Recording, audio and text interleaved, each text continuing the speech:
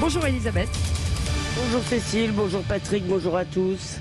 Elisabeth, vous revenez sur cet accident mortel ce week-end à Paris, cet accident, en tout cas cette fusillade mortelle avec des policiers donc, qui ont tiré, qui sont impliqués dans la mort d'une jeune fille. Ils sont sortis libres de garde à vue. Jean-Luc Mélenchon persiste et signe, lui qui avait dit la police tue. Oui, alors oui, vous l'avez entendu au journal, pour les 3 policiers, pas de mise en examen, mais tout de même, il y a une information judiciaire ouverte pour violence volontaire ayant entraîné la mort sans intention de la donner par personne dépositaire de leur autorité publique. À ce stade, ça veut dire qu'il n'y a pas d'indice sérieux d'une action illégitime et disproportionnée, mais l'enquête se poursuit et la justice, évidemment, fera son travail. Alors l'affaire est devenue une affaire politique à cause des propos scandaleux de Jean-Luc Mélenchon.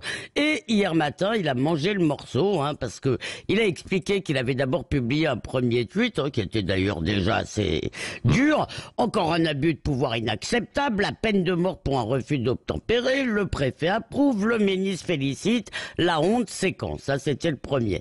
Mais comme ça n'a pas buzzé, et ça c'est lui qui l'a expliqué, il a monté le ton, voilà, c'est encore lui qui le dit. Et avec ce nouveau tweet que vous avez cité, Patrick, la police tue pour un refus d'obtempérer, prétendument, parce que évidemment c'est totalement faux. Si des gens sont tués à l'occasion d'un refus d'obtempérer, ce n'est pas à cause de ce refus, mais parce qu'au passage, ils mettaient en danger des policiers ou des passants. Et s'ils s'étaient arrêtés, dans la plupart des cas, bien sûr, on ne peut pas exclure des actions illégitimes de policiers, mais dans la plupart des cas, s'ils s'étaient arrêtés, ces gens seraient encore vivants. Et puis d'ailleurs, ils mettent aussi, quand je dis qu'ils mettent en danger des passants, il n'y a pas longtemps qu'il y ait de la mégisserie à Paris, une jeune femme a été tuée par une voiture qui fuyait la police et que la police n'a pas pu arrêter. Oui, c'est ça. N'empêche que Jean-Luc Mélenchon a réussi son coup politique. C'est en tous les cas, c'est ce qu'il croit. Il est très fier d'avoir suscité des réactions indignées d'Elisabeth Borne, Marine Le Pen, Xavier Bertrand et Bruno Retailleau, je cherchais son prénom, pardon. Pourquoi il est très fier Parce que c'est la droite et l'extrême droite. Il dit ça de façon très méprisante.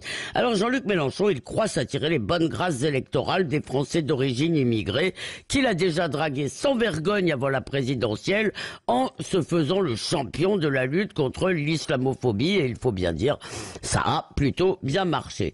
Mais en jouant sur la corde anti-flic, à mon avis, il se fourre le doigt dans l'œil. Alors certes, les racailles n'aiment pas la police, et une partie de la jeunesse, d'ailleurs de toutes origines, qui est nourrie au rap, se fait avoir, mais la majorité des habitants des quartiers, en réalité, ils veulent de l'ordre. Et moi, je voudrais vous parler de Malika, que j'ai rencontrée hier. Elle est chauffeur de taxi d'origine algérienne. Elle élève seule ses 3 enfants, et alors elle m'a raconté que autrefois, elle votait Mélenchon, mais ça c'était avant, parce que maintenant, elle ne peut pas supporter ces nouveaux propos. En bas de son immeuble, me raconte Malika, il y a un délinquant qui porte un bracelet électronique, tous ses copains de voyous viennent le voir, alors du coup, elle laisse pas ses enfants sortir, alors elle a appelé la police, ils ont peur de venir, ils disent, il faut qu'il y ait beaucoup de gens qui appellent, parce que nous, on a la peur d'intervenir comme ça.